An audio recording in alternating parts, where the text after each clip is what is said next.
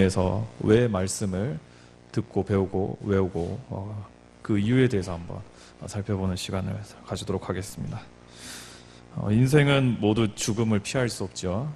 시간의 흐름에 따라서 단 한 명의 예외도 없이 죽음을 맞이하게 됩니다. 다윗의 시간도 예외는 아니었습니다. 그 골리앗을 물리치던 혈기 있던 소년이 시간이 점차 흘러 이제는 죽음을 맞이하게 된 그 노인의 시간을 맞이하게 됐습니다. 1절을 보시면 다윗이 죽을 날이 임박하매, 오늘 본문은 임박이라는 단어를 사용하여서 곧 죽게 될 다윗의 어떤 긴박한 시간, 그 죽음을 맞이하는 순간을 언급하고 있죠. 이렇게 다윗이 곧 죽음을 앞두게 되자 다윗은 자신의 아들이자 새로운 이스라엘의 왕인 솔로몬을 호출합니다. 그래서 명령을 남기게 되는데 1절 중반을 보시면, 다시 보시면요, 그의 아들 솔로몬에게 명령하여 이르되, 솔로몬을 불러서 명령을 이루죠. 여기서 이 명령은 우리가 흔히 아는 유언이라고 볼 수 있습니다. 그 죽음에 임박한 우더른이 자녀를 불러서 마지막 말을 남기는 것이 유언이지 않습니까? 지금 다윗이 마지막 유언을 아들에게 남기는 것입니다. 이 유언의 내용은 무엇입니까? 이 유언의 내용은 2장 2절에서 9절까지 계속되는데요. 크게 두 가지로 나뉘어집니다. 첫 번째 내용은 2절에서 4절까지 기록된 내용인데, 그것은 하나님과의 관계에서 솔로몬이 어떻게 행해야 되는가, 하나님과의 관계에서 사람이 어떻게 행해야 하는가, 이것을 가르치는 유언이고요. 두 번째 내용은 5절에서 9절까지의 말씀인데, 사람과의 관계, 이 수평적인 관계에서는 솔로몬이 어떠한 지혜로 살아가야 되나, 성도는 어떠한 지혜로 살아가야 되나, 이러한 내용을 유언하는 것이 바로 다윗의 마지막 유언입니다. 오늘 우리는 1절에서 4절의 말씀을 읽었죠. 다윗의 유언 중 하나님과의 관계, 이 수직적인 관계를 어떻게 할 것인가에 관한 유언인데요. 구체적인 내용은 무엇입니까? 좀 길더라도 2절에서 3절을 보시길 바랍니다. 내가 이제 세상 모든 사람이 가는 길로 가게 되었으니 너는 힘써 대장부가 되고 내 하나님 여호와의 명령을 지켜 그 길로 행하여 그 법률과 계명과 율례와 증거를 모세 율법에 기록된 대로 지키라. 그리하면 내가 무엇을 하든지 어디로 가든지 형통할지라. 다윗은 여러 말들을 남기는데 핵심은 바로 3절 초두에 내 하나님 여호와의 명령을 지켜, 이것이라 할 수 있습니다. 그리고 이어 따르는 내용들을 보면 다 똑같은 내용이잖아요. 사실상 이어 따르는 내용을 보면은 그 길로 행하여, 즉 여호와의 말씀의 길로 행하여, 그리고 또 뒤따르는 내용 보면 그 법률과 계명과 율례와 증거를 모세의 율법에 기록된 대로 지키라. 단순하게 요약하면 계명을 지켜라, 이것을 몇 번이나 반복하면서 말하는 겁니다. 그래서 이 하나님과의 수직적 관계에서 다윗이 강조하는 마지막 말, 유언은 하나님과의 관계에서 무조건적으로 하나님 말씀을 따르라, 순종하라, 이것입니다. 이렇게 어떻게 보면은 이 다윗이 남기는 이 유언, 하나님과의 관계에서 무조건적으로 순종하라, 이것은 엄청 어떤 하나님을 너무 갑으로 만드는, 우리 입장에서 너무 하나님을 권위적으로 만들고 우리에게 너무 불공평한 어떤 명령으로 우리가 들릴 수도 있지 않겠습니까? 우리의 자유, 우리가 원하는 어떤 조건은 단 하나도 요구하지 않고 하나님의 조건만 들으라고 하니까 우리만 쎄빠지게 일하는 것 같고 우리만 일방적으로 손해보는 그러한 유언의 말씀인 것 같습니다. 그렇다면 다윗이 이러한 우리에게 불리한 것 같은 그 마지막 유언을 솔로몬 그리고 후대의 성도들에게 남기는 이유는 무엇입니까? 왜냐하면은 결론적으로 말씀드리자면 이거는 우리에게 불공평한 어떠한 말씀이 아니고 오히려 우리를 더욱 복되게 하는 말씀이기 때문에 다윗이 지금 이러한 유언을 남기는 건데요. 3절 후반부를 보시면 그리하면 내가 무엇을 하든지 어디로 가든지 형통할지라, 이렇게 기록되어 있습니다. 여기서 그리하면이라는 접속사의 기능을 한번 생각해보면 그리하면은 항상 그 앞에 어떤 조건이 있음을 전제하고 있죠. 어떤 그 조건이 있다는 것을요.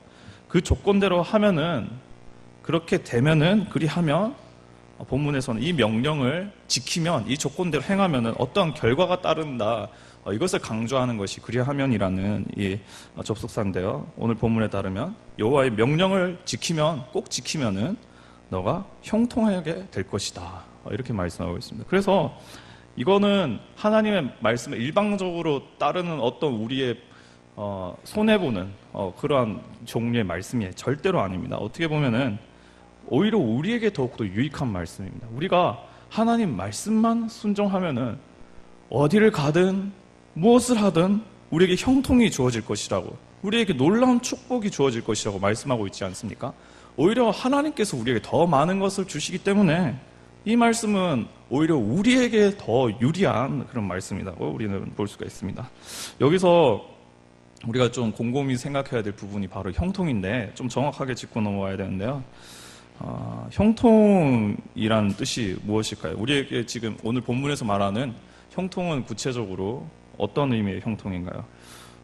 그 어원적으로 이 사전에 보면은 형통은 모든 일이 뜻대로 잘 되어진다, 이러한 뜻이 있는데, 그래서 우리가 성경 말씀에 등장하는 형통을 생각하면 우리가 다음과 같이 생각하는 경우가 참 많은 것 같은데요.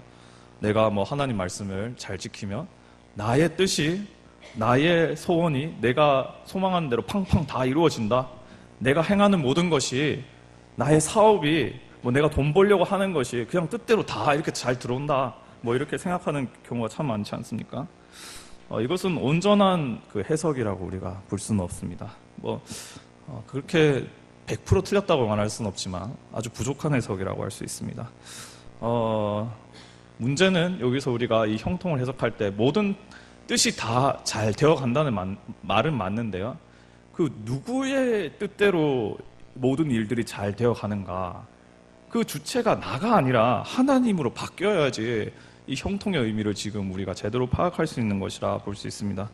이것과 관련해서의 해석은 문맥적으로 뒤따르는 4절에서 우리가 확인할 수 있는데요. 4절을 보시길 바랍니다. 여호와께서 내 일에 대하여 말씀하시기를, 만일 내 자손들이 그들의 길을 삼가 마음을 다하고 성품을 다하여 진실이 내 앞에서 행하면 이스라엘 왕위에 오를 사람이 내게서 끊어지지 아니하리라 하신 말씀을 확실히 이루게 하시리라. 4절에서 다윗은 자신의 과거를 한번 회상해 봅니다. 특별히 하나님께서 주신 말씀을 떠올려 보는데, 하나님께서 다음과 같이 말씀하셨거든요. 너가 나의 계명을 순종하면은 내가 너에게 형통을 줄 것인데, 그것은 바로 이스라엘에 있는 너의 자손들의 이 왕위의 계통이 계속 연속되는 것, 끊어지지 아니하는 그러한 형통을 너에게 줄 것이다. 이러한 약속을 다윗이 받았습니다. 4절에서 이것을 언급하고 있죠. 그리고 끝날, 이제 죽을 날이 임박했을 때 돌아보니까, 진짜 계명에 순종하니까 하나님께서 약속하신 형통, 그 계보가 연속되는 것이 솔로몬에게 계속 되거든요. 이것이 이제 다윗이 강조하고 마지막으로 남기는 그 뜻의 형통이라고 우리가 그래서 볼 수가 있는 거죠. 그래서 우리가 방금 앞절의 3절의 그 형통은 내가 원하는 소원이 팡팡 이루어지는 그런 형통이 아니라, 3절 역시 다윗이 4절에서 강조한 그 형통, 하나님께서 우리에게 뜻하신 그 아름다운 축복의 형통이 우리 삶 가운데 팡팡 이루어진다, 이러한 의미인 겁니다. 그래서 나의 그 소원과 하나님의 소원은 차이가 있다고 우리가 봐야 하는 것이죠. 아무튼 이 3절의 형통, 즉 여호와의 명령을 지킬 때 주어지는 그 여호와의 축복과 형통은 아주 놀라운 축복입니다. 그 범위가 매우 광범위하고 그 의미가 매우 깊고 아름답습니다. 본문에 하면 내가 무엇을 하든 어디에 있든 계명에 순종하면은 하나님 약속하신 말씀이 이루어진다고 이렇게 되어 있습니다. 우리가 계획한 그 소원 이상의 그 아름다운 지혜를 품고 계신 하나님의 뜻이, 하나님의 아름다움이 우리 삶 가운데 이루어지는 것이죠. 마치 다윗이 누렸던 것처럼요. 다윗이 하나님의 계명에 순종했을 때에 하나님께서 약속하신 그 아름다운 복이 계속적으로 주어지지 않습니까? 동일하게 우리 가운데 주어진다. 그래서 다윗은 이 형통을 누리기 위해서 마지막으로 남기는 유언이 무엇이냐, 솔로몬에게 마지막으로 가장 주고 싶은 말이 무엇이냐, 하나님 말씀에 순종해라. 그리하면 너가 이 형통을 누릴 것이다. 하나님의 은혜를 누릴 것이다. 바로 이것이 마지막 유언입니다. 성도님 여러분, 오늘 말씀은 동일하게 우리에게도 적용되는 말씀입니다.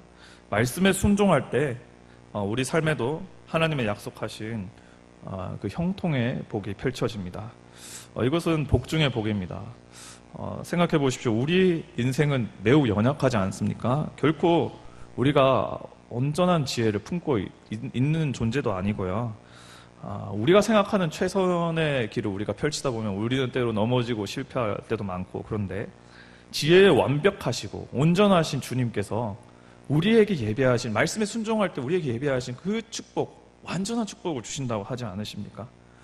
우리가 내 개인의 뜻대로 발버둥 치면서 잘 살려고 하고 내 개인의 뜻대로 형통하려고 해봤자 얼마나 형통할 수가 있겠습니까?